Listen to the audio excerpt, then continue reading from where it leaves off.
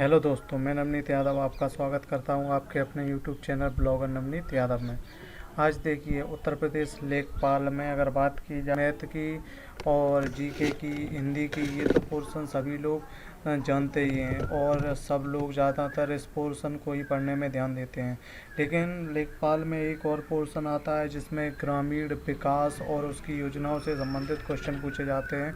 तो आज उसी टॉपिक को लेकर हम आए हैं और जानते हैं ग्रामीण क्षेत्र के बारे में कुछ जानकारी। तो देखिए, ग्रामीण क्षेत्र में जानकारी के बारे में हम देखते हैं। तो हमारा जो पहला प्रश्न है वो पहला प्रश्न है कि फसल चक्र किसे कहते हैं। यानी कि क्वेश्चन है कि जो फसल चक्र है वह क्या होता है। आपके विकल्प हैं कि विभिन्न फसलों की क्रमिक कृषि को। दूसरा विकल्प है फसलों की उत्पादकता को। तीसरा विकल्प है भूमि की उर्वरता को।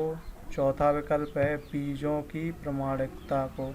तो देखिए, फसल जो होती है, फसल का अर्थ होता है जब कोई भी कृषि एक निश्चित समय में क्रमिक रूप से की जाए। यानी कि ऐसा नहीं है कि मतलब कि किसी भी महीने में कोई सी भी, यानी कि चावल गेहूँ ये क्रम में हो।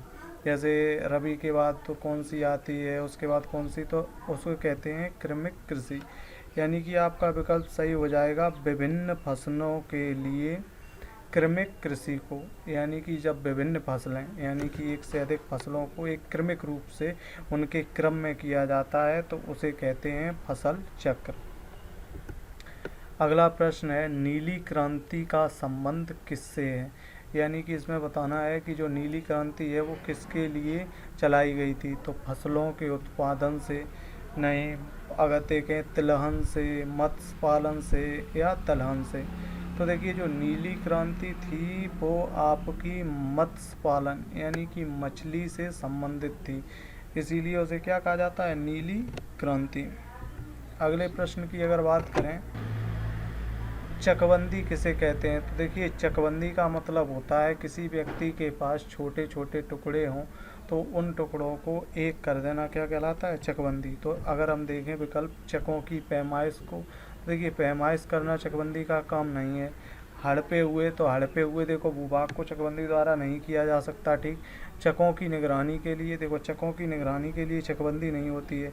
खेती को टुकड़ों में विभक्त होने से रोकने के लिए, हाँ देखिए, जो खेती होती है किसानों के पास उसे छोटे छोटे अलग अलग टुकड़े ना हो, इस उनको इकट्ठा करने के लिए किसका इस्तेमाल किया जाता है, चकबंदी का। तो विकल्प कौन सा हो जाएगा आपका डी, यानी कि खेतों को टुकड़ों में विभक्त होने से रोकने के लिए।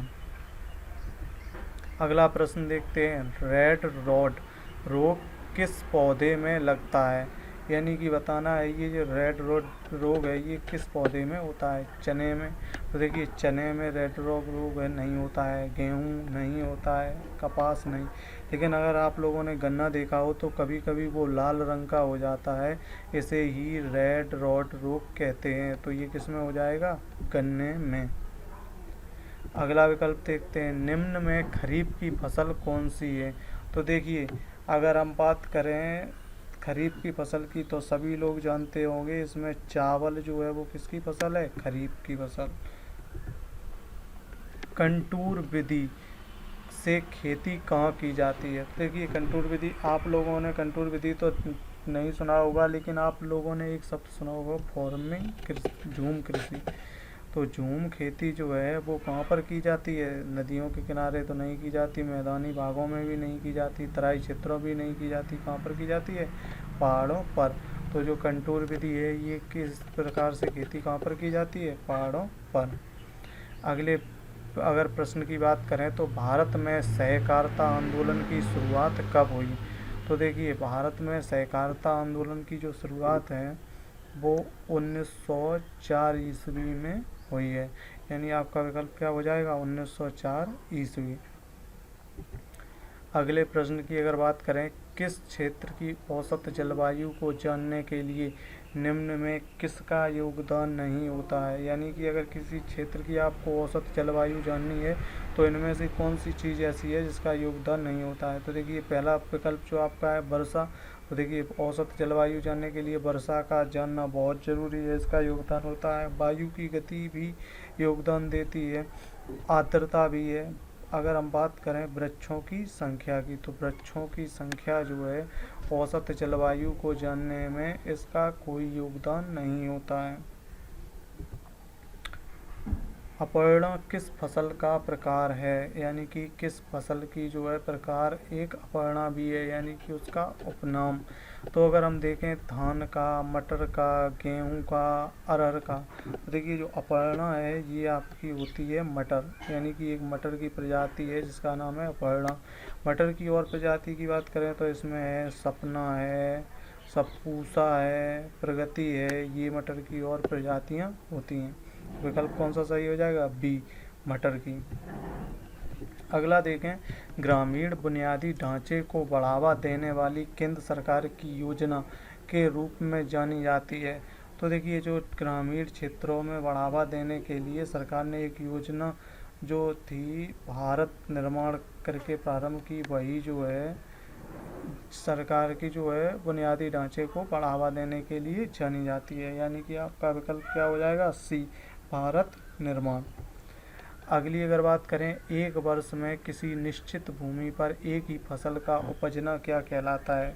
तो देखिए, बहुत से लोग सोच रहे होंगे एकल कृषि, जबकि इसका है एकल संचयन। यानी कि जब निश्चित भूमि पर एक ही फसल को एक वर्ष में उपजाया जाए तो उसे कहते हैं एकल संचयन। तो आंसर क्या हो जाएगा? बी, एकल संचयन। अगला प्रश्न देखें, लूनी श्री किस्म जो है वो किसकी होती है? यानी कि निम्न में से कौन सा ऐसी चीज, निम्न में से कौन है जिसका अन्य नाम लूनी श्री जो उसकी है किस्म है? तो देखिए, जो लूनी श्री होती है ये आपकी धान की किस्म है। धान की अगर बात करें तो धान की अन्य किस्में हैं, बाला है, साकेत है, गोविंद है, कावेरी है, सरजू है, जया है, रत्ना है और महेश्वरी इत्यादि जो हैं ये आपकी धान की किस्में होती हैं। अगले देखें, पूसा बेकर एक नई प्रजाति है। बताना है आपको को इनमें से कौन सी नई प्रजाति जो है पूसा बेकर है उसकी। तो देखिए, जो पूसा बेकर आपकी है ये आपकी गेहूं की नई प्रजाति है, यानी कि जो गेहूं की नई किस्म है उसका नाम क्या है? पूसा बेकर। अगला प्रश्न देखते हैं, भारत में जीवांश खेती की शुरुआत कब हुई? तो देखिए, भारत में जो जीवांत खेती है इसकी शुरुआत आपकी अक्टूबर 2004 में हुई थी। यानी कि आपका विकल्प क्या सही हो जाएगा? ए, अक्टूबर 2004। आज के वीडियो में बस इतना ही। कल हम देखेंगे कि जो धान गेहूँ हैं या कुछ इनकी किस्में क्या होती हैं, इसके बारे में हम वीडियो देखेंगे और देखेंगे कि रबी की फसल किसे कहते हैं, खरीफ की फसल किसे कहते हैं, जायद की फसल किसे कहते हैं। तब तक आप चैनल पर लाइक कीजिए, शेयर कीजिए और सब्सक्राइब कीजिए अगर आप इस चैनल पर नए हों तो।